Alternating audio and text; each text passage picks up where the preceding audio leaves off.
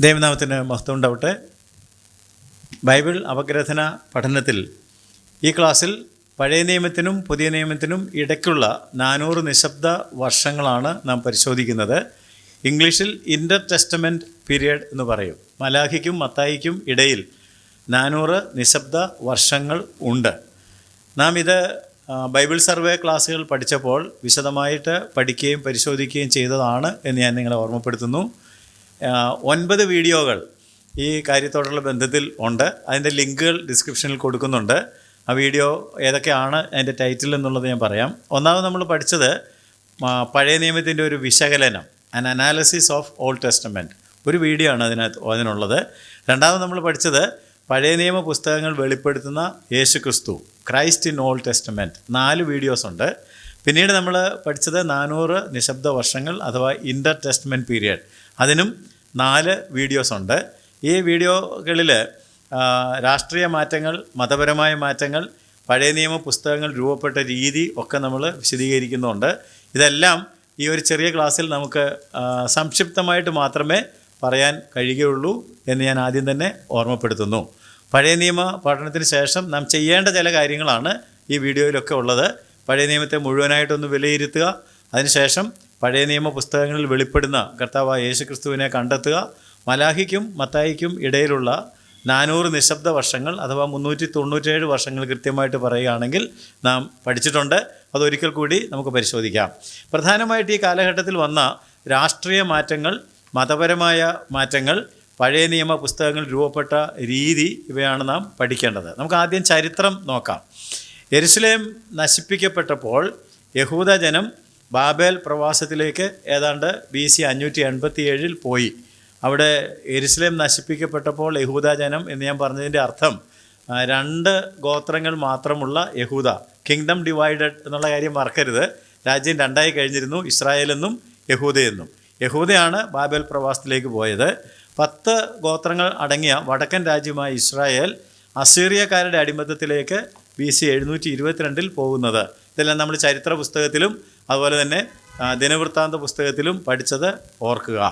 ഈ 2 രാജ്യങ്ങളെയും പിൽക്കാലത്ത് പേർഷ്യക്കാരെ അടിമത്തത്തിലാക്കി പേർഷ്യൻ ആധിപത്യം ലോകത്തിലൊക്കെ വരികയും അസീറിയക്കാരും ബാബിലോൺകാരും ഒക്കെ പേർഷ്യൻ സാമ്രാജ്യത്തിൻ്റെ കീഴിൽ ആകുകയും ചെയ്തു. പേർഷ്യൻ ഭരണം നടക്കുമ്പോൾ കോരശ് രാജാവിൻ്റെ കാലഘട്ടത്തിലാണ് യെരുശലേമിലേക്ക് മടങ്ങിപ്പോകുവാനായിട്ട് യഹൂദന്മാർക്ക് ഒരു അനുവാദം, ഒരു കൽപ്പന പുറപ്പെടുവിക്കുന്നതും പാഴ്സി രാജാവായ കോരശ്. ഇതൊക്കെ നമ്മൾ പഠിച്ചത് നിങ്ങളുടെ മനസ്സിലേക്ക് വരട്ടെ. അതിൻ പ്രകാരം സെരുബ്ബാബേലിൻ്റെ നേതൃത്വത്തിൽ ഒരു കൂട്ടം മടങ്ങി വന്നു, ഒരു ശേഷിപ്പ് മടങ്ങി വന്നു. അവരാണ് യെരുശലേം ദേവാലയം പുതുക്കി പണിതത്. എസ്രായുടെ നേതൃത്വത്തിൽ മറ്റൊരു ശേഷിപ്പ് മടങ്ങി വന്നു, ഒരു ചെറിയ കൂട്ടം.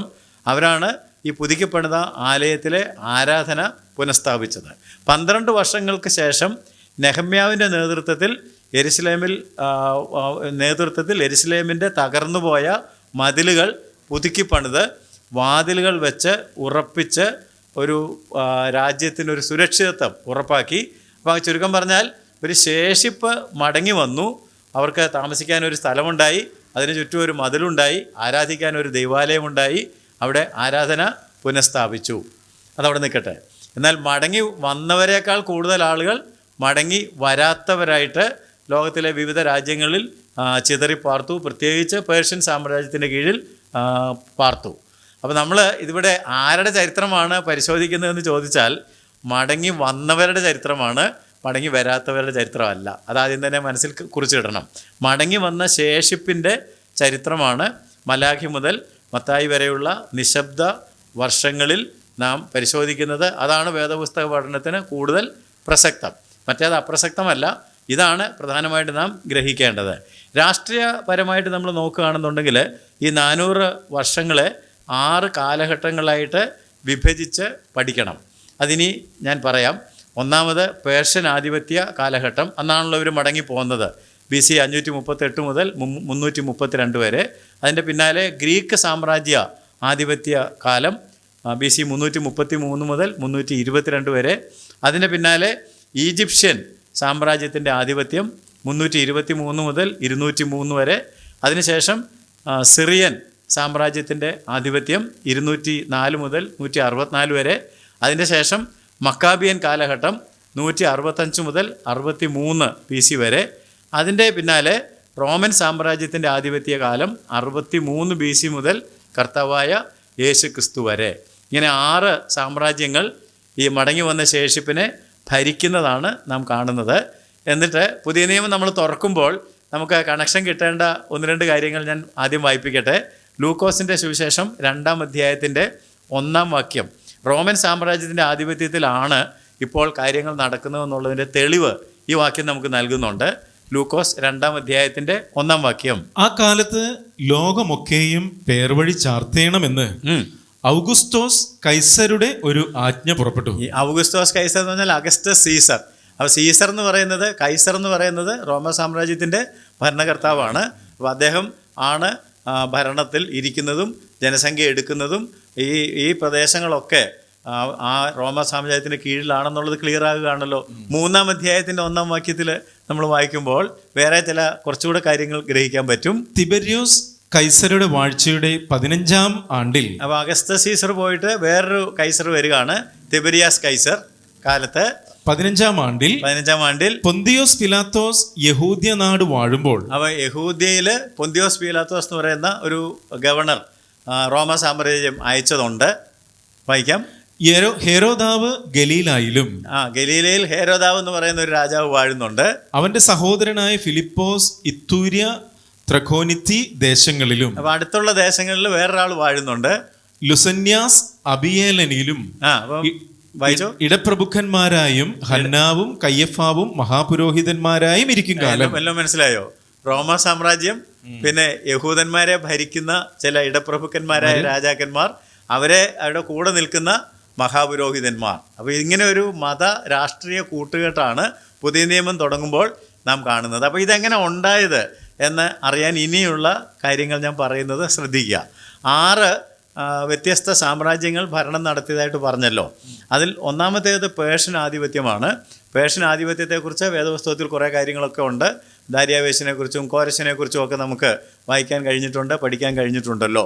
പേർഷ്യൻ ആധിപത്യം മഹാനായ അലക്സാണ്ടർ ചക്രവർത്തിയുടെ കാലം വരെ നീണ്ടു. അലക്സാണ്ടർ പേർഷ്യൻ സാമ്രാജ്യത്തെ പരാജയപ്പെടുത്തി ഗ്രീക്ക് സാമ്രാജ്യ ആധിപത്യം സ്ഥാപിക്കുകയാണ് ചെയ്യുന്നത്.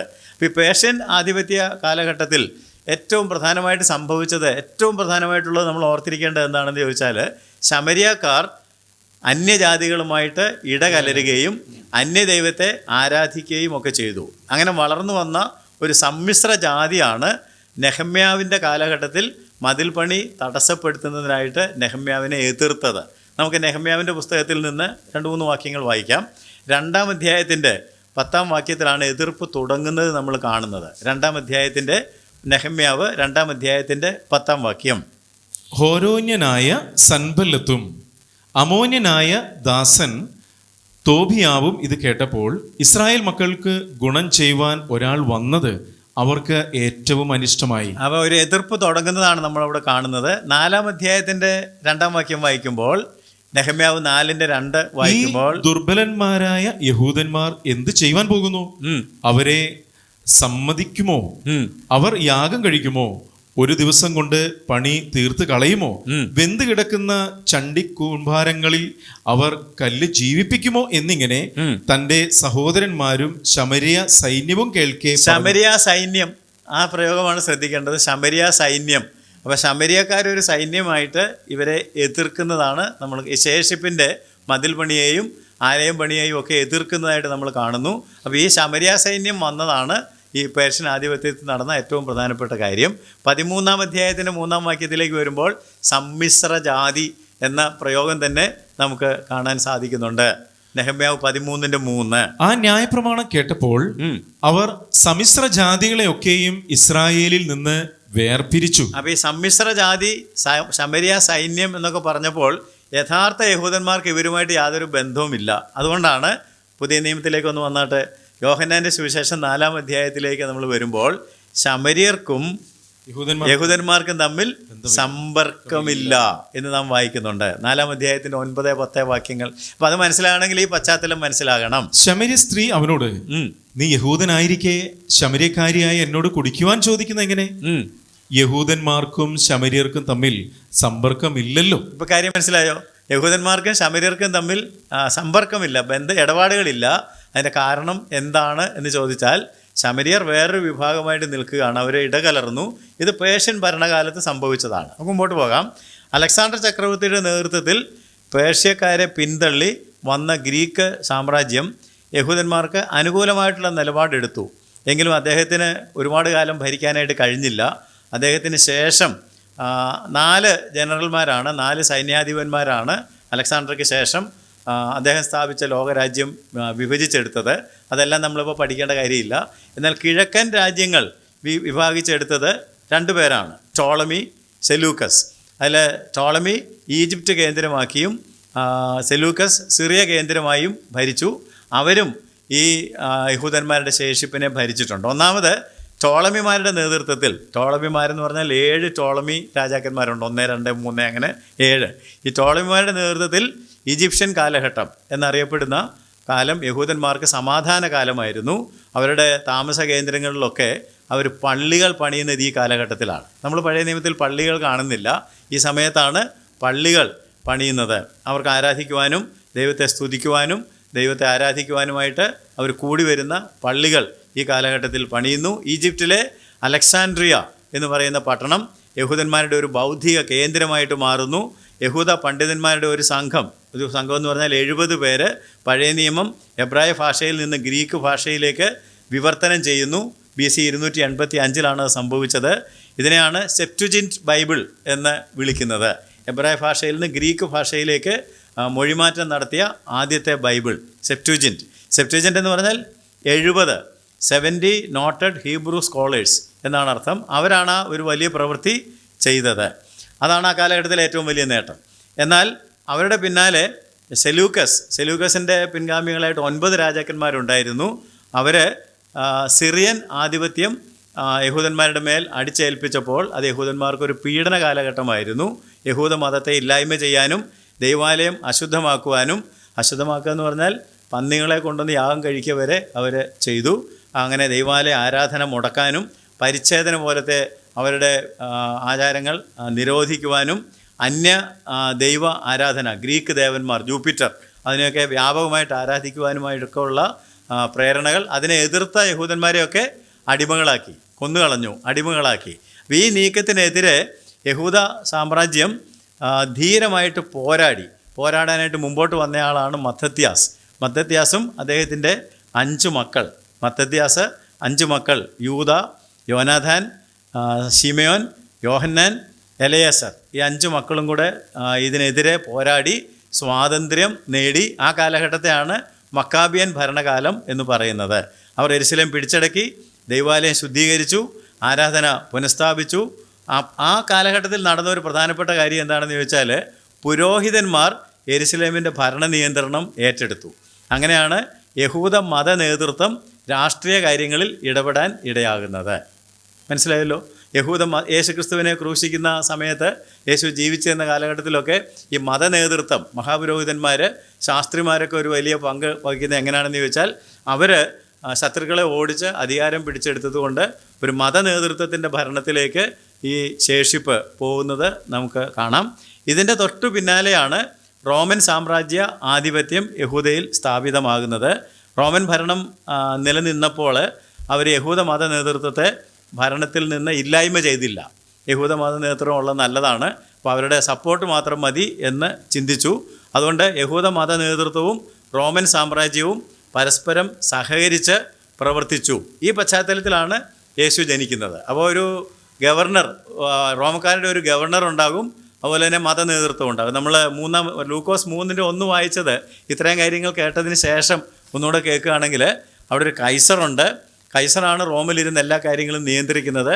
അദ്ദേഹം ഏർപ്പെടുത്തിയ ഒരു ഗവർണറുണ്ട്, പീലാത്തോസ് എന്ന് നമ്മൾ കണ്ടത്. പിന്നെ ഇടപ്രഭുക്കന്മാരുണ്ട്, കൂടാതെ മഹാപുരോഹിതൻ. ഇത്രയും പേരുകൾ അവിടെ പറഞ്ഞിട്ടുണ്ട്. അപ്പോൾ ചരിത്രം എല്ലാം കൂടെ ആ ഒരു വാക്യത്തിനകത്ത് സംക്ഷേപിക്കാനായിട്ട് സാധിക്കും. തിബെരിയോസ് കൈസരുടെ വാഴ്ചയുടെ 15-ാം ആണ്ടിൽ, അപ്പോൾ റോമ സാമ്രാജ്യത്തിന്റെ തലപ്പത്തിരിക്കുന്ന കൈസർ പൊന്തിയോസ് പിലാത്തോസ് യഹൂദ്യ നാട് വാഴുമ്പോൾ, അപ്പോൾ പീലാത്തോസ് എന്ന് പറയുന്നത് ഈ റോമ സാമ്രാജ്യത്തിന്റെ പ്രതിനിധിയായിട്ട് പീലാത്തോസ് ഈ യഹൂദ നാട് വാഴുന്നു. ഹേരോദാവും ഗലീലായിലും. അപ്പം അവിടെ പല ഇടപ്രഭുക്കന്മാർ, അതിലൊരാളാണ് ഹേരോദാവ്. ആ പറഞ്ഞിരിക്കുന്ന പേരുകളൊക്കെ ആ കൂട്ടത്തിൽപ്പെട്ടതാണ്. വായിച്ചോളൂ. അവന്റെ സഹോദരനായ ഫിലിപ്പോസ് ഇത്തൂര്യ ത്രഗോനിത്തി ദേശങ്ങളിലും ലുസന്യാസ് അബിലേനയിലും ഇടപ്രഭുക്കന്മാരും ഹന്നാവും കയ്യഫാവും. മതനേതൃത്വം വരികയാണ്, മനസ്സിലായോ? കയ്യാഫും ഹന്നാവും മഹാപുരോഹിതന്മാരായും ഇരിക്കും കാലം. അപ്പൊ കണ്ടോ, അപ്പം കൈസറുണ്ട്, അവരുടെ പ്രതിനിധിയായ ഗവർണർ പീലാത്തോസ് ഉണ്ട്, ഇടപ്രഭുക്കന്മാരായ രാജാക്കന്മാരുണ്ട്,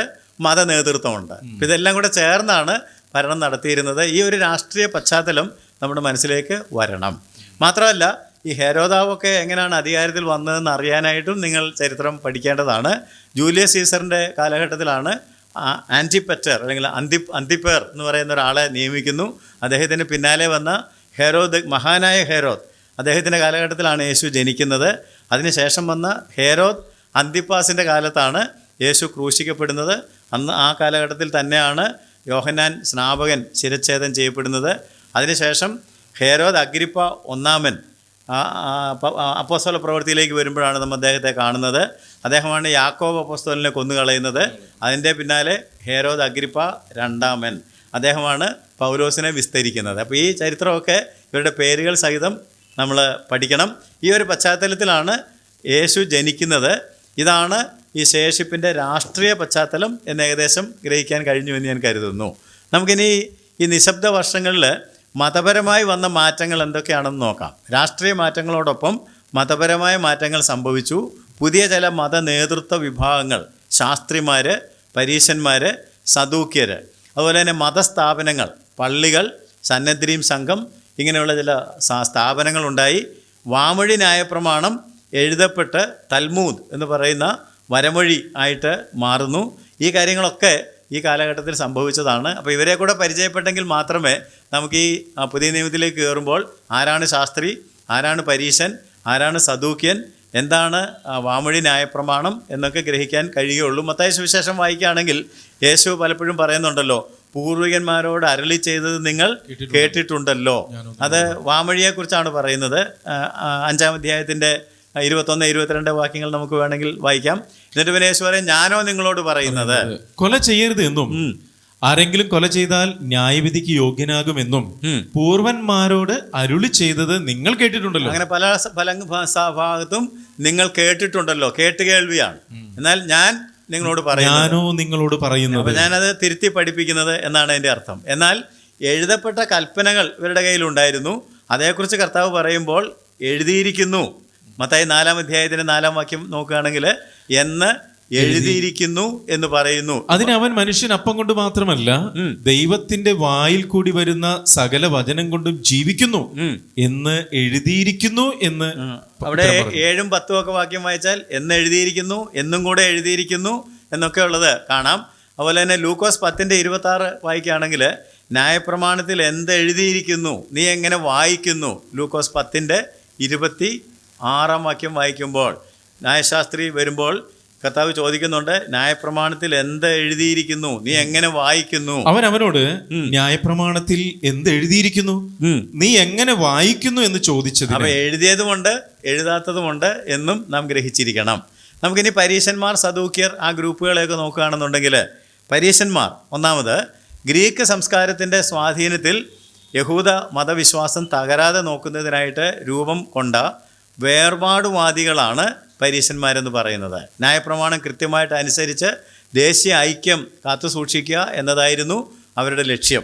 എന്നാൽ ക്രമേണ അവർ സ്വയനീതിക്കാരും കപടഭക്തിക്കാരുമായിട്ട് മാറി. അതുകൊണ്ടാണ് മത്തായി 23-ാം അധ്യായത്തിൽ കർത്താവ് അവരെ കപടഭക്തിക്കാരായ പരീശന്മാരെ, ശാസ്ത്രിമാരെ എന്നൊക്കെ വിളിച്ചത്. വാമൊഴി ന്യായപ്രമാണം ആധികാരികമായി വ്യാഖ്യാനിക്കാനുള്ള അവകാശം അവർക്ക് മാത്രമാണ് എന്നവർ വാദിച്ചു.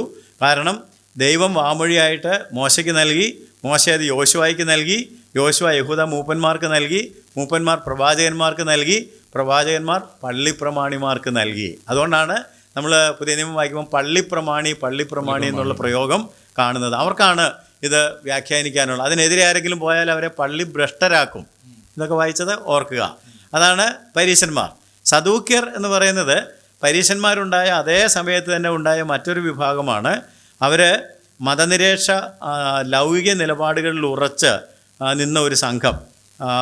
Devar guided by secular considerations. ഒരു ഗ്രീക്ക് സംസ്കാരത്തിൻ്റെ സ്വാധീനം നല്ലതാണ്, അതിനനുകൂലമായിട്ട് നിൽക്കാം, അതുകൊണ്ട് കുഴപ്പമില്ല എന്ന് ചിന്തിച്ച ഒരു പുരോഹിതന്മാരുടെ ക്ലിക്കാണ്. വേറെ തരത്തിൽ പറഞ്ഞാൽ അനാത്മീയരായ ആത്മീയർ എന്ന് വേണമെങ്കിൽ പറയാം. മനസ്സിലായോ? ആത്മീയരല്ല, എന്നാൽ ആത്മീയരാണെന്നവരെ ധരിക്കുകയാണ് ചെയ്യുന്നത്. അവർ ധനികരായിരുന്നു, സ്വാധീനമുള്ളവരായിരുന്നു, എണ്ണത്തിൽ കുറവുള്ളവരായിരുന്നു. പക്ഷേ അവർക്ക് സന്നദ്ധരിയും സംഘത്തെ നിയന്ത്രിക്കാനായിട്ട് കഴിഞ്ഞു. അവർ യുക്തിചിന്തക്കാരും ഭൗതികമായിട്ടുള്ള ഭൗതികവാദികളും സ്വയനീതിക്കാരും ഒക്കെ ആയിരുന്നു. അവരുടെ വാദഗതിയെ പരീശന്മാർ എതിർത്തു. അതുകൊണ്ട് പരീശന്മാരും സദൂക്യരും തമ്മിൽ കാഴ്ചപ്പാടിൻ്റെ വ്യത്യാസങ്ങളും അഭിപ്രായ വ്യത്യാസങ്ങളും സ്ഥിരമായിരുന്നു. ദൂതന്മാരെക്കുറിച്ച്, ആത്മാവിനെക്കുറിച്ച്, മരണാനന്തര ജീവിതത്തെക്കുറിച്ചൊക്കെ വ്യത്യസ്ത കാഴ്ചപ്പാട്. അപ്പോസ്തലപ്രവൃത്തി 23:8 ഇവർ രണ്ടും തമ്മിലുള്ള വ്യത്യാസം കൃത്യമായിട്ട് പറഞ്ഞിട്ടുണ്ട്. പുനരുത്ഥാനമില്ല, ദൂതനും ആത്മാവുമില്ല എന്ന് സദൂക്യർ പറയുന്നു. പരീശന്മാരോ ഇത് രണ്ടും ഉണ്ടെന്ന് പ്രമാണിക്കുന്നു. ആ വാക്യം ഇതെല്ലാം വ്യക്തമാക്കുന്നുണ്ട്. പുനരുത്ഥാനമില്ല, ദൂതനും ആത്മാവുമില്ല എന്ന് സദൂക്യർ പറയുന്നു. പരീശന്മാരോ രണ്ടും ഉണ്ടെന്ന് പ്രമാണിക്കുന്നു. അതുകൊണ്ട് എന്ത് സംഭവിച്ചെന്ന് വെച്ചാൽ പരീശന്മാരും സദൂക്യരും തമ്മിൽ പരസ്പരം എതിർക്കുകയും ഏറ്റുമുട്ടുകയും ചെയ്യുന്നത് സർവ്വസാധാരണമായിരുന്നു. പുതിയ നിയമം വായിച്ചാൽ അത് നിങ്ങൾക്ക് കാണാൻ കഴിയും. മൂന്നാമത്തെ ഒരു വിഭാഗമാണ് ശാസ്ത്രിമാർ, സ്ക്രൈബ് എന്ന് പറയുന്നത്. സ്ക്രൈബ് അല്ലെങ്കിൽ ശാസ്ത്രി എന്ന one who writes down the law. തിരുവെഴുത്തുകൾ പകർത്തി എഴുതുന്നത് ഒരു പ്രത്യേക നിയോഗവും ദൈവവിളിയുമാണെന്ന് കരുതി ആ ദൗത്യം ഏറ്റെടുത്ത ആളുകളാണ് ശാസ്ത്രിമാർ. പക്ഷെ അവർ പകർത്തി എഴുതുക മാത്രമല്ല, ക്രമേണ അത് പഠിച്ച് വ്യാഖ്യാനിക്കുകയും അവർ ന്യായപ്രമാണത്തെക്കുറിച്ച് തികഞ്ഞ ബോധമുള്ളവരാകുകയും ചെയ്തതുകൊണ്ട് ശാസ്ത്രിമാരെ പല സ്ഥലങ്ങളിലും ന്യായശാസ്ത്രി എന്ന് വിളിക്കുന്നുണ്ട്. ഒരു ന്യായശാസ്ത്രി അവനോട്. അവൻ ന്യായപ്രമാണത്തിൽ വിദഗ്ധനായതുകൊണ്ടാണ് എന്ത് പേര് വന്നത്? ന്യായശാസ്ത്രി എന്ന് വന്നത്. അപ്പോൾ ഈ ന്യായപ്രമാണത്തിലുള്ള ഏറ്റവും ചെറിയ പ്രമാണ വ്യത്യാസങ്ങൾ പോലും വ്യാഖ്യാനിക്കാനും ആ വ്യത്യാസങ്ങൾ കണ്ടെത്താനും അവർക്ക് കൃത്യമായിട്ട് കഴിയുമായിരുന്നു. അതുകൊണ്ട് അവർ പറയുന്നതൊക്കെ അലിഖിത നിയമങ്ങളായിരുന്നു. അവർ പറയുന്ന ആചാരങ്ങൾ അംഗീകരിക്കപ്പെടണമായിരുന്നു. നമ്മൾ ഒരു തരത്തിൽ ചിന്തിക്കുകയാണെങ്കിൽ അച്ചടി വിദ്യ ഉണ്ടാകുന്നതിന് മുമ്പ് ഒരു വലിയ പ്രാധാന്യമുള്ള ദൗത്യമാണ് അവർ ചെയ്തത്. അവരൊരുപാട് കയ്യെഴുത്ത് പ്രതികൾ എഴുതി അതിൻ്റെ അർത്ഥമൊക്കെ മനസ്സിലാക്കി അവരൊരു വലിയ സ്വാധീനമുള്ള ഗ്രൂപ്പായിട്ടാണ് വളർന്നു വന്നിരുന്നത്. എന്നാൽ പിൽക്കാലത്ത് ചില അപകടങ്ങൾ ഉണ്ടായി. ബാബിലോണിയ പ്രവാസം മുതൽ വെറും പകർത്തിയെഴുത്തൽ മാത്രമല്ല, നമ്മൾ എസ്രാ ശാസ്ത്രിയൊക്കെ കാണുന്നുണ്ടല്ലോ. ശാസ്ത്രിമാർ നിയമവ്യാഖ്യാനികളും അത് ഉപദേശിക്കുന്നവർ, പഠിപ്പിക്കുന്ന അധ്യാപകന്മാരും ന്യായപ്രമാണം സൂക്ഷിപ്പുകാരും. അങ്ങനെ എസ്രാ മനസ്സ് വെച്ച കാര്യം ഒക്കെ നമ്മൾ എസ്രാ 7-ാം അധ്യായത്തിൽ നിന്ന് വായിച്ചിട്ടുണ്ട്. അപ്പം അങ്ങനെ ഒരു ദൗത്യം അവർക്ക് ഉണ്ടായി. പക്ഷേ അവർ കുറേ കഴിഞ്ഞപ്പോൾ സ്വയനീതിക്കാരായി. അവരാണ് ഏറ്റവും കറക്റ്റായിട്ട് എല്ലാ കാര്യങ്ങളും ചെയ്യുന്നത്. ഇപ്പോൾ പരീശന്മാർക്കൊക്കെ ഒപ്പം ഇവരെയും പരാമർശിക്കപ്പെടുന്നുണ്ടെന്നുള്ള കാര്യം ഓർക്കണം. ധാരാളം വാക്യങ്ങൾ അതിനോടുള്ള ബന്ധത്തിലുണ്ട്. അതൊക്കെ നമ്മൾ ക്ലാസ്സിൽ പഠിച്ചത് ഓർക്കുക. കാലക്രമേണ അവർ അകമേ ഒരു സ്വഭാവവും പുറമെ വേറൊരു സ്വഭാവവും കാണിച്ചതുകൊണ്ടാണ് കർത്താവ് അവരെ കപടഭക്തിക്കാരെ എന്ന് വിളിച്ചത്. ഇവരെ കൂടാതെ മറ്റു പല വിഭാഗക്കാരും ഈ കാലഘട്ടത്തിൽ ഡെവലപ്പ് ചെയ്തിരുന്നു. ഹേരോദ്യർ, എരിവുകാർ, എസനീസ്, നാസിർ വ്രതക്കാർ, ഇങ്ങനെയൊക്കെയുള്ള പല ഗ്രൂപ്പ് ആളുകൾ മതത്തിനകത്ത് ഉണ്ടായിരുന്നു എന്നറിയുക. മതസ്ഥാപനങ്ങളായ പള്ളി, സന്നദ്ധരിയും, ഈ രണ്ട് കാര്യങ്ങളെക്കുറിച്ച് കൂടെ നാം അറിയണം. പഴയ നിയമത്തിൽ നമ്മളധികം പള്ളികൾ കാണുന്നില്ല. ആകപ്പാടെ യെരുശലേം ദേവാലയം മാത്രമേ കാണുന്നുള്ളൂ. പുതിയ നിയമത്തിൽ പള്ളികൾ വ്യാപകമാണ്. എങ്ങനെയാണ് ഈ പള്ളികൾ ഉണ്ടായതെന്ന് ചോദിച്ചാൽ, പ്രവാസകാലത്ത് വിഗ്രഹാരാധന ഉപേക്ഷിച്ച് ദൈവവചനം വായിക്കാനും പഠിക്കാനും പ്രാർത്ഥിക്കാനും പാടാനും ആരാധിക്കാനും ചെറിയ കൂട്ടം യഹൂദന്മാർ ഒത്തുകൂടിയ സ്ഥലമാണ് പിന്നീട് പള്ളികളായിട്ട് വളർന്നു വന്നത്. പ്രവാസകാലത്ത് യെരുശലേം ദേവാലയം സന്ദർശിക്കുവാനും അവിടെ പോയി ആരാധിക്കുവാനും കഴിയാത്തത് കൊണ്ട് താൽക്കാലികമായിട്ടുണ്ടാക്കിയ സംവിധാനം അത് ലോകവ്യാപകമായിട്ട് എല്ലാ സ്ഥലങ്ങളിലും തന്നെ ഉണ്ട്. അതുകൊണ്ടാണ് പുതിയ നിയമം തുടങ്ങുമ്പോൾ പള്ളികളും പള്ളി പ്രസംഗങ്ങളും വ്യാപകമായിട്ട് നമ്മൾ കാണുന്നത്. യേശു തന്നെയും പതിവ് പോലെ ഇവിടെ പോയി, പള്ളിയിൽ പോയി.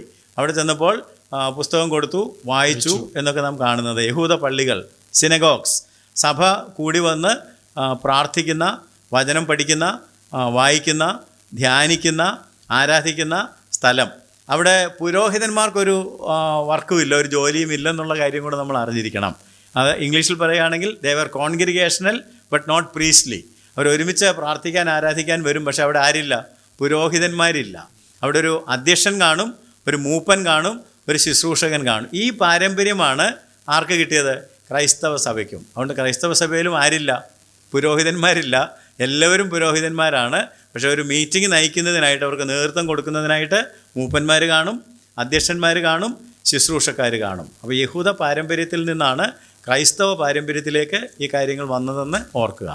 സന്നദ്രീം അല്ലെങ്കിൽ ന്യായാധിപ സംഘം എന്താണെന്ന് നോക്കുകയാണെങ്കിൽ, യഹൂദ ജനങ്ങളും സാധാരണക്കാരായ യഹൂദ പൗരന്മാരും അനുദിന നീതിന്യായ കാര്യങ്ങൾക്കായിട്ട് സമീപിച്ചിരുന്ന നീതിന്യായ കോടതിയാണ് ന്യായാധിപ സംഘം എന്ന് പറയുന്നത്.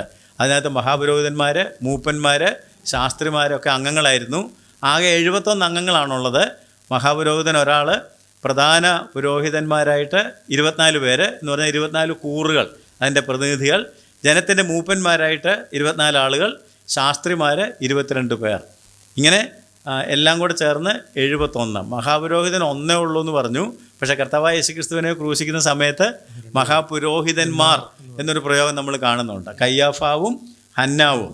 അപ്പം ആ കാലഘട്ടത്തിലെ ശരിക്കുള്ള മഹാപുരോഹിതൻ കയ്യാഫാവാണ്.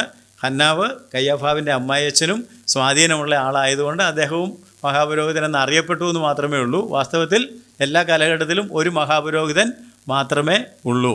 ഇപ്പോൾ സന്നദ്രീം സംഘത്തിൻ്റെ തീരുമാനങ്ങൾ റോമൻ ഗവർണർ അംഗീകരിക്കണം. അതുകൊണ്ടാണ് ഹന്നാവും കയ്യാഫാവും ഒക്കെ യേശുവിനെ ക്രൂശിക്കാൻ തീരുമാനമെടുത്തിട്ട് അങ്ങോട്ട് പോയി? പീലാത്തോസിൻ്റെ അടുക്കിലേക്ക് പോയി. പീലാത്തോസാണ് ആത്യന്തികമായിട്ട് തീരുമാനം അംഗീകരിക്കേണ്ടിയിരുന്നത്. യേശുവിൻ്റെ ക്രൂശീകരണം, അതുപോലെ തന്നെ ന്യായാധിപ സംഘം വിസ്തരിക്കുന്നത്, പിന്നീട് പൗലോസിനെ, അപ്പോസ്തലന്മാരെ വിസ്തരിക്കുന്നതൊക്കെ നിങ്ങൾ വായിച്ചാൽ ഈ പശ്ചാത്തലത്തിലാണ് ആ കാര്യങ്ങൾ ഗ്രഹിക്കേണ്ടത് എന്ന് ഓർത്തിരിക്കുക. ഒരു കാര്യം കൂടെ നമ്മൾ ചിന്തിക്കേണ്ടതായിട്ടുണ്ട്. പഴയ നിയമ പുസ്തകങ്ങൾ 39 പുസ്തകങ്ങൾ എങ്ങനെയാണ് രൂപപ്പെട്ടതെന്ന് ചോദിച്ചാൽ, ദൈവത്തിൻ്റെ പരിശുദ്ധാത്മാവ് അത് ഒരു പ്രത്യേക തരത്തിൽ പ്രവർത്തിക്കുകയും, കാരണം ഈ വചനമാണ് ദൈവത്തെ വെളിപ്പെടുത്തുന്നത്. അതുകൊണ്ട് വചനം നമുക്ക് ആവശ്യമായതുകൊണ്ട് ഈ വചനം ഉണ്ടാകാനായിട്ടുള്ള എല്ലാ കാര്യങ്ങളും ദൈവം ചെയ്തു വെച്ചിരുന്നു. നമ്മൾ ആവർത്തന പുസ്തകം വായിക്കുകയാണെന്നുണ്ടെങ്കിൽ ചില വാക്യങ്ങൾ വായിക്കുന്നു പോകുന്നത് നല്ലതാണ്. ആവർത്തനം 10-ാം അധ്യായത്തിൻ്റെ 3 മുതൽ 5 വരെയുള്ള വാക്യങ്ങൾ, 4-5 വാക്യങ്ങൾ വായിക്കുകയാണെങ്കിൽ യഹോവ കൊടുത്ത പ്രമാണങ്ങളൊക്കെ പലകയിൽ എഴുതി മോശയുടെ കയ്യിൽ കൊടുത്തു എന്ന് നാം കാണുന്നുണ്ട്. 4-5 വാക്യങ്ങൾ. മഹായോഗമുണ്ടായിരുന്ന നാളിൽ യഹോവ പർവ്വതത്തിൽ തീയുടെ നടുവിൽ നിന്ന് നിങ്ങളോട് അരുളി ചെയ്ത 10 കൽപ്പനയും യഹോവ മുമ്പിലത്തെ എഴുത്തുപോലെ പലകകളിൽ എഴുതി അവയെ എൻ്റെ പക്കൽ തന്നു. അപ്പം യഹോവ പലകയിൽ എഴുതി മോശയുടെ കയ്യിൽ കൊടുത്തു. ആ പലകകൾ പെട്ടകത്തിൽ വെച്ചു. വായിച്ചു.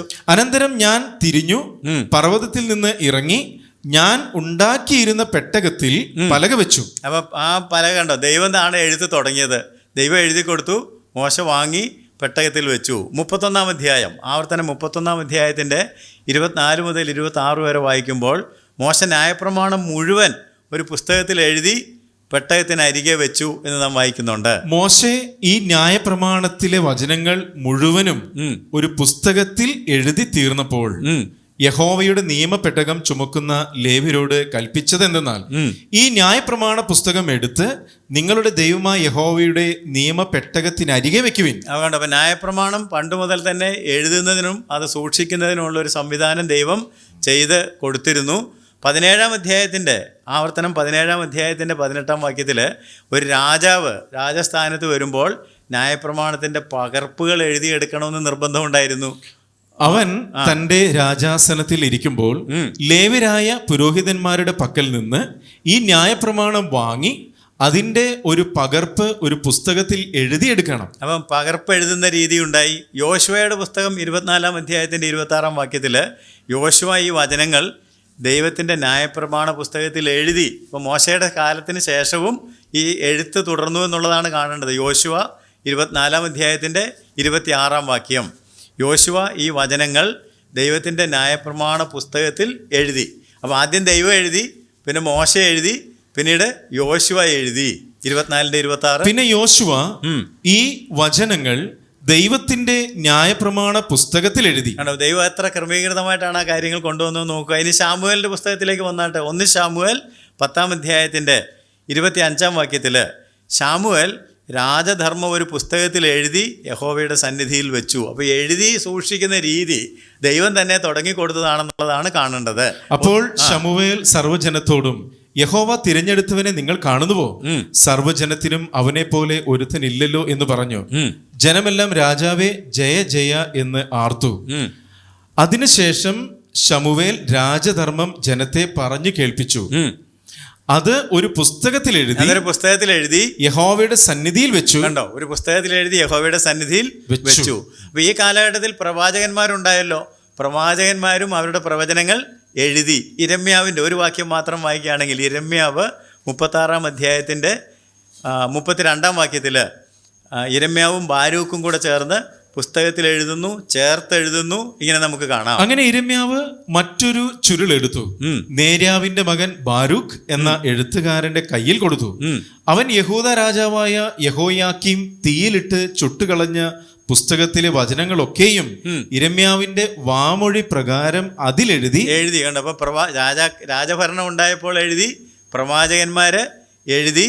എന്നിട്ട് ഈ ശേഷിപ്പിൻ്റെ സമയത്ത് എസ്രാ ശാസ്ത്രി കാര്യത്തിൽ ഒരുപാട് ജോലികൾ അല്ലെങ്കിൽ ദൗത്യം ചെയ്തിട്ടുണ്ട്. അത് പരിശോധിച്ചു, അനുസരിച്ചു, ഉപദേശിച്ചു.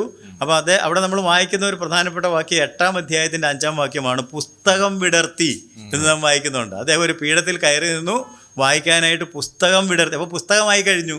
മനസ്സിലായോ? പുസ്തകം വിടർത്തി. 8-5 നെഹമ്യാവിൻ്റെ പുസ്തകം 8-ാം അധ്യായത്തിൻ്റെ 5-ാം വാക്യത്തിലാണ് നാം അത് കാണുന്നത്. എസ്രാ സകല ജനവും കാണുകെ പുസ്തകം വിടർത്തി ജനമെല്ലാം എഴുന്നേറ്റ് നിന്നു. അപ്പോൾ പുസ്തകമായി കഴിഞ്ഞു. മനസ്സിലായോ? എഴുത്ത് ദൈവം തുടങ്ങി. മോശ, യോശുവ, ശാമുവേൽ, പ്രവാചകന്മാർ അവരെല്ലാം തുടർന്നു. എസ്രയുടെ കാലമായപ്പോഴത്തേക്ക് അപ്പോൾ പഴയ നിയമ ചരിത്രം തീരുകയാണ്. അപ്പോഴത്തേക്ക് എന്തായി കഴിഞ്ഞു? ഇത് പുസ്തകമായി കഴിഞ്ഞു. ഇതിനെയാണ് പുതിയ നിയമത്തിൽ തിരുവെഴുത്ത് എന്ന് വിളിക്കുന്നത്. ലൂക്കോസ് 4-ാം അധ്യായത്തിൻ്റെ 21-ാം വാക്യത്തിൽ ഈ തിരുവെഴുത്ത്, ഈ ദൈവവചനം, അതിന് നിവൃത്തി വന്നു എന്ന് നാം കാണുന്നുണ്ട്. അപ്പോൾ തിരുവെഴുത്തുകൾ 4-ാം അധ്യായത്തിൻ്റെ കർത്താവായ യേശുക്രിസ്തു വായിക്കാൻ എഴുന്നേറ്റ് നിന്നു. അവന് പുസ്തകം കൊടുത്തു. ഇന്ന് ഇത് കേൾക്കുമ്പോൾ ഈ തിരുവെഴുത്തിന് നിവൃത്തി വന്നു. തിരുവെഴുത്തുകൾ എന്നുള്ള പ്രയോഗം പുതിയ നിയമത്തിൽ നമ്മൾ കാണുന്നുണ്ട്. പിന്നെ അവൻ പുസ്തകം മടക്കി ശുശ്രൂഷക്കാരന് കൊടുത്തിട്ടിരുന്നു. പള്ളിയിലുള്ള എല്ലാവരുടെയും കണ്ണ് അവനിൽ പതിച്ചു. അവൻ അവരോട്, ഇന്ന് നിങ്ങൾ എന്റെ വചനം കേൾക്കുകയിൽ ഈ തിരുവെഴുത്തിന് നിവൃത്തി തിരുവെഴുത്തിന് സ്ക്രിപ്ചർ എന്നുള്ള പേര് വന്നു കഴിഞ്ഞു. 21-ാം വാക്യം 4-ാം അധ്യായത്തിൻ്റെ 21-ാം വാക്യത്തിലാണ് തിരുവെഴുത്ത് എന്ന പ്രയോഗം കാണുന്നത്. അപ്പോൾ അതിനകത്ത് ഒരുപാട് സംഭാവനകൾ, സെപ്റ്റ്വജിൻ്റുകാരുടെ കാര്യം നമ്മൾ പറഞ്ഞു. പിന്നെ അരാമിക് ലാംഗ്വേജിൻ്റെ സ്വാധീനമുണ്ട്. ടാർഗംസ്, ടാൽമഡ്, ഗ്രേറ്റ് സിനഗോഗ്, ഇങ്ങനെയുള്ള കാര്യങ്ങളൊക്കെ ഇതിനകത്ത് നടക്കുന്നുണ്ട്. നമ്മൾ ഏറ്റവും പ്രധാനമായിട്ട് ഓർത്തിരിക്കേണ്ട കാര്യം 39 പുസ്തകങ്ങൾ എങ്ങനെ രൂപപ്പെട്ടു. ഈ പറഞ്ഞതിനകത്ത് ഈ 39 പുസ്തകങ്ങൾ ഉണ്ടായിരുന്നോ എന്ന് ചോദിച്ചാൽ ഉണ്ടായിരുന്നു. അതെങ്ങനെയാണെന്ന് ചോദിച്ചാൽ, ഒന്നാമത് 5 പുസ്തകങ്ങൾ ന്യായപ്രമാണം മോശ എഴുതിയത്, അത് ന്യായപ്രമാണം തന്നെയാണ് അറിഞ്ഞിരുന്നത്. പിന്നീട് പ്രവാചകന്മാരെന്ന് പറഞ്ഞ് 21 പുസ്തകങ്ങളുണ്ടായിരുന്നു. ആദ്യം 8 എണ്ണം, പിന്നീട് അതിനകത്ത് ചില വ്യത്യാസങ്ങളൊക്കെ വരുത്തിയിട്ട് യോശുവ, ന്യായാധിപന്മാർ, ശാമുവേലിൻ്റെ 2 പുസ്തകങ്ങൾ, രാജാക്കന്മാരുടെ 2 പുസ്തകങ്ങൾ, യെശയ്യാവ്, യിരെമ്യാവ്, യെഹെസ്കേൽ, പിന്നെ 12 ചെറിയ പ്രവാചകൻ, ഇതെല്ലാം കൂടെ ചേർന്ന് 21 പുസ്തകങ്ങൾ. അപ്പോൾ 21-ഉം 5-ഉം 26ആയി. 26-ൻ്റെ കൂടെ 13 പുസ്തകങ്ങൾ പിന്നീട് എങ്ങനെ വന്നെന്ന് ചോദിച്ചാൽ 3 പോയറ്റിക്കൽ ബുക്സ്, അതായത് സങ്കീർത്തനങ്ങൾ, സദൃശവാക്യം, ഇയ്യോബ്, 3 എണ്ണം. പിന്നെ റോൾസ് എന്ന് പറഞ്ഞ് നമ്മൾ പഠിച്ചിട്ടുണ്ട്. സോങ് ഓഫ് സോങ്സ് അല്ലെങ്കിൽ ഉത്തമഗീതം, രൂത്ത്, വിലാപങ്ങൾ, സഭാപ്രസംഗി, എസ്തർ, ഇതെല്ലാം കൂടെ ചേരുന്ന 5 പുസ്തകങ്ങൾ. അപ്പോൾ 5, 3, 8ആയി. പിന്നീട് 5 പുസ്തകങ്ങൾ, ദാനിയേൽ, എസ്ര, നെഹമ്യാവ്, 2 ദിനവൃത്താന്തം, ഇതെല്ലാം കൂടെ ചേരുമ്പോൾ 13. അങ്ങനെ 5-ഉം 21-ഉം 13-ഉം കൂടെ ചേർന്നാൽ 39 പുസ്തകങ്ങൾ. കർത്താവായ യേശുക്രിസ്തു വരുന്നതിന് മുമ്പ് തന്നെ ഈ 39 പുസ്തകങ്ങളും രൂപപ്പെട്ട് കഴിഞ്ഞിരുന്നു. അപ്പോൾ ദൈവത്തിൻ്റെ പ്രവൃത്തി നോക്കുകയാണെന്നുണ്ടെങ്കിൽ കർത്താവായ യേശുക്രിസ്തുവിൻ്റെ വരവിന് വേണ്ടി ലോകത്തെ മുഴുവനും ദൈവം പ്രത്യേകമായിട്ട് ക്രമീകരിക്കുന്നതാണ് നമ്മൾ കാണുന്നത്. Bringing in the Messiah to the world എന്ന് വേണമെങ്കിൽ പറയാം. അതിന് ഒരുപാട് കാര്യങ്ങൾ ചെയ്യാനുണ്ടായിരുന്നു. അതെല്ലാം ചെയ്ത് കഴിഞ്ഞതുകൊണ്ടാണ് ലൂക്കോസ് 2-ാം അധ്യായത്തിൻ്റെ 10-ാം വാക്യത്തിൽ സർവ്വജനത്തിനും ഉണ്ടാകുവാനുള്ള ഒരു മഹാസന്തോഷം. യേശു യഹൂദന്മാരുടെ അടുത്തേക്ക് വന്നതെങ്കിലും യേശു യഹൂദന്മാരുടെ മാത്രമല്ല, ആരുടേതാണ്? സർവ്വജനത്തിനും. വായിച്ചാട്ടെ. ദൂതൻ അവരോട് ഭയപ്പെടേണ്ട, സർവ്വജനത്തിനും ഉണ്ടാകുവാനുള്ളൊരു മഹാസന്തോഷം ഞാൻ നിങ്ങളോട് സുവിശേഷിക്കുന്നു. സർവ്വജനത്തിനും ആഗോള വ്യാപകമായിട്ട് ഇത് പ്രസക്തമാകുന്നത് എങ്ങനെയാണ് എന്ന് ചോദിച്ചാൽ, ഗ്രീക്ക് സംസ്കാരം ലോകത്തിൽ മുഴുവൻ വ്യാപരിച്ചതുകൊണ്ട് ഒരു ഏക സംസ്കാരമുണ്ടായി. മനസ്സിലായല്ലോ? അതുപോലെ തന്നെ ഒരു ഏക ഭാഷയുണ്ടായി, ഗ്രീക്ക് ഭാഷ, യവന ഭാഷ. ഒരു സംസ്കാരം, ഒരു ഭാഷ. റോമൻ സാമ്രാജ്യം നിലവിൽ വന്നതുകൊണ്ട് ഒരു ഏക ലോകം, ഏതാണ്ട് ഒരേ തരത്തിലുള്ള ഭരണ രീതികളുണ്ടായി.